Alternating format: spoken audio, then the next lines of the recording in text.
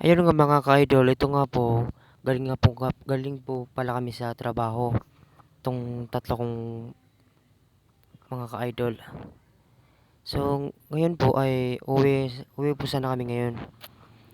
So, ito po, pauwi na po kami ngayon. Ito po palang kaganda sa Davao City kasi kahit gabi, maraming tao at saka maraming nagbubukas. Saka 24 hours na tindahan. So, ayan po mga ka-idol. Hinintay po pala namin yung isa naming kasama kasi may binalikan siyang naiwan na bagay. Ewan ko kung anong naiwan niya. So ngayon, hinintay pala namin siya. Habang naghihintay kami dito, may sinabihan pala ako nitong kasama ko, sabi na, "Ano, ba't ka naman nagbibideo?" Sabi ko, wala, nagbibideo lang ako kasi para naman may pang-upload ako sa page natin, di ba?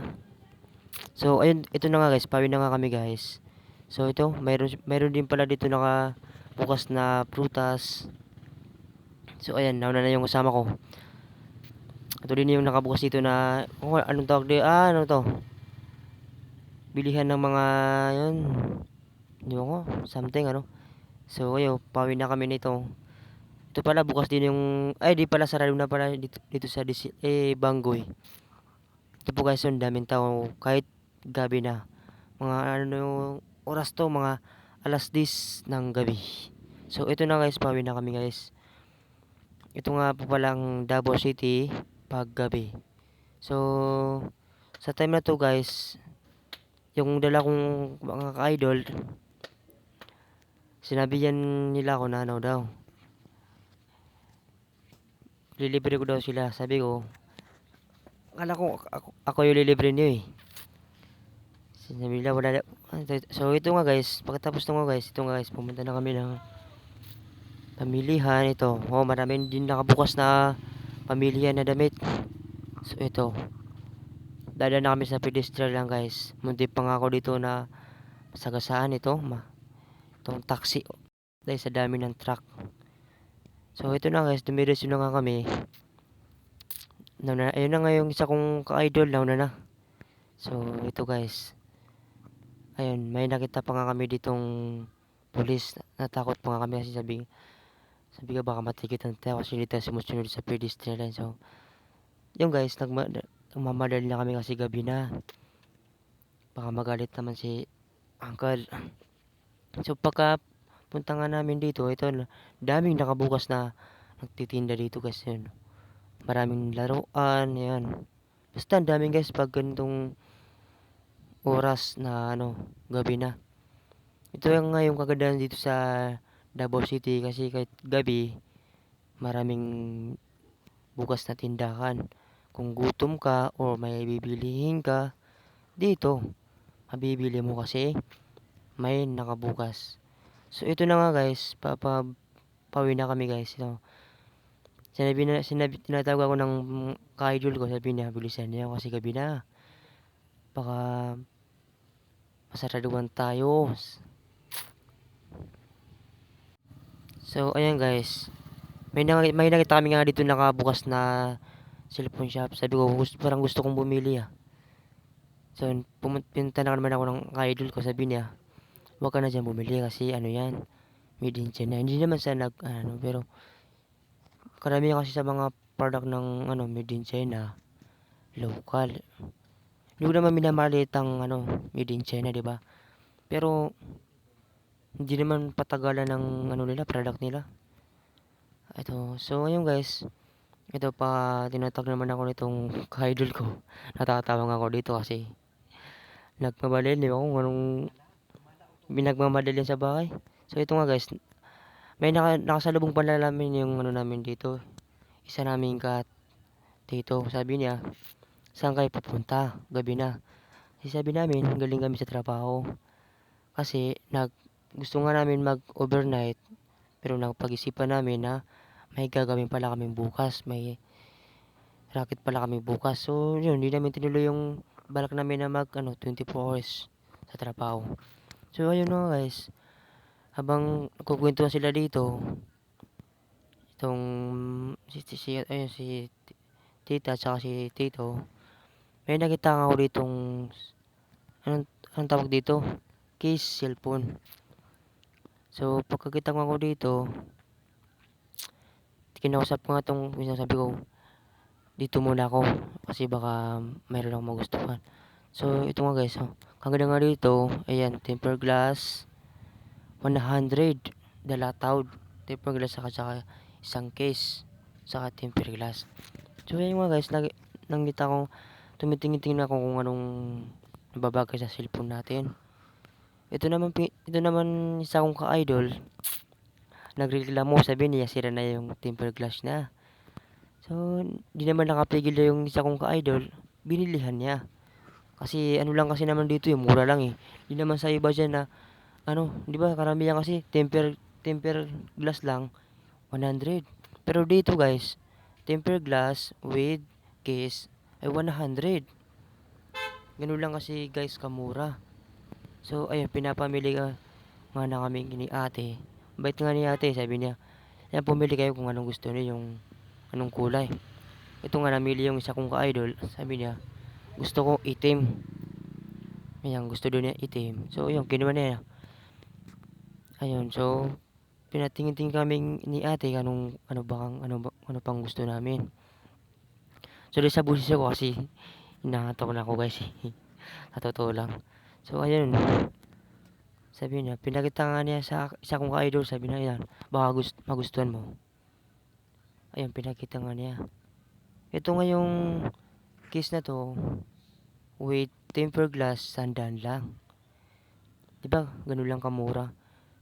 So, ayun, mga ka-idol, parang balak ko ding bumili kasi sabi ko, hindi muna sa ngayon kasi may case naman ako saka naman basag yung tempered glass ko.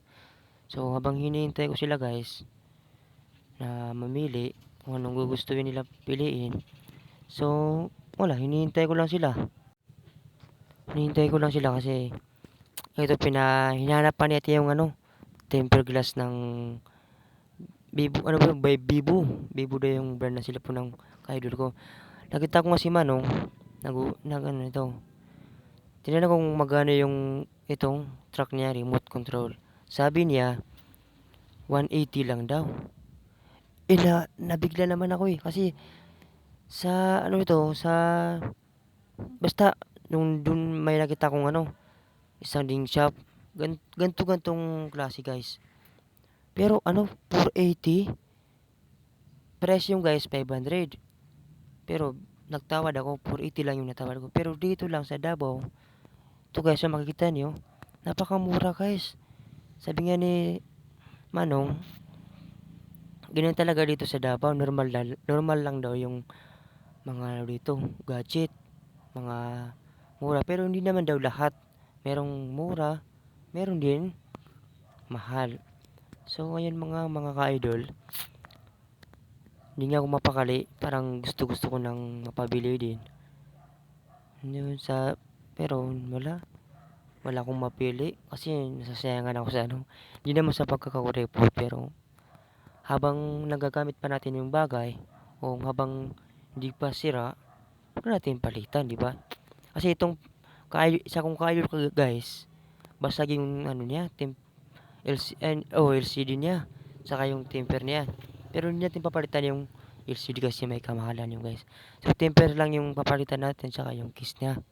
So habang ngayon, namimili kami at saka hinihintay namin si ate, may lagay yung temper glass. Nilagay natin yung temper glass. Ayan, so namimili pa ako ng ano. Kasi sabi siya nga, may binili nga. Sabi nga ni ate, bakit hindi palitan yung LCD? Sabi nga namin, hindi pa. Hindi pa namin papalitan yan. Ano lang, yung temper glass lang. So ayun, hinahanap na ni ate. So, nahanap niya yung brand na hinahanap namin na hindi pala, temper glass na Vivo YCB, Vivo yung tawag brand yun. So ngayon, may nakita pang ako dito case na maganda, kulay blue. Gusto ko nga bulihin pero hindi ko pala dala yung wallet ko, nasa bahay pala. So ayun, nakita ko nga pala 'tong light. So pinuntahan ko nga pala hanggang silang dalawang doon nag-uusap, saka pinapagawa ni ate yung nilagay natin yung tempered glass. So ito nga, napasaya nga ako dito. Sobrang ganda dito guys. Oh. Napaaga yung Christmas dito guys sa Davao City. So ayan, hindi ako nakapigil. So pumunta na nga ako dyan guys. Para makapag-picture, maka-videoan tong ganda ng... Ito nga daw yung tinatawag ng Chinatown dito guys. Oh. Hindi ba guys? Oh, parang nasa China naman. Ayun, nakita, hindi nga ako doon makalapit kasi nakita kong may doon nagpipicture si ate. Sabi ko mamaya na lang pag-alis niya ate. So habang nagbibideo ako dito guys, ayan nagbibideo ako. Iniwan ko pala yung dalawa doon. Iniwan ko yung dalawa doon na nagpapano ng tempered glass. So ito, hindi na ako mapakali guys, lumapit na ako dito sa tree light na to. Tree, no, so yung nga pala, dumating na yung isang kong ka-idol, yun. Sabi nga, ba't mo kami doon iniwan? Hinanap-hanap pa nga. So yung, ayun na nga mga idol, binigyan niya nga sa akin yung cellphone niya na nilagyan namin ng tempered glass, nilagyan ni ate. Sabi na, picturean mo ako. So ayun nga guys, pinicture ko nga siya, pero hindi niya ano yung camera kasi hindi daw quality yung camera. Tapos ito naman isa na to guys. Itong isa kong ka-idol. Gigil na gigil. Kasi gusto niya picturean. Sabi ko naka-video pa ako eh. Naka-video po eh, ano. Saka naka-video pa ako sabi ko. Sabi na i-stop mo nga, i-stop mo na yung video na yan. Kasi ang haba na ng video na yan. So, ayun nga, nag-standby siya nga. Pinlock mo nga to eh. Sabi ko, pinlock mo. Sabi ko, yan, stand ka dyan lang. Picture lang kita. Ayun, pagbalik na, naka-video ka pala. So, ayun, sabi ko, oh, sige, stop ko na. Balik ka na dyan. Balik ka na doon para, picture lang kita. So, ayun, nauto na naman ng person. Bumalik naman. Bumalik. Ayun, nakikipicture. Ayun, so, parang nagagalit pa nga to sa akin eh. Dahil lang sa video yun. Ayun, ayan siya guys. Gusto niya makipicture siya. Ayun, sabi ko, stand ka lang dyan. Stand lang. Para mapicture lang kita. So, ayun nga guys. Habang binibidyoan ko nga siya, kala niya, pinipicture ko siya. Pero, mamaya-maya, pipicture ko yan guys. Nagbibideo lang ako para naman makita niya yung kagandahan ng Davao City. Tsaka sa sobrang linis pa nga dito eh. Sa Davao. So, ayun nga guys. Dito ko natapos itong for today's video. Sana nag-enjoy kayo. Salamat.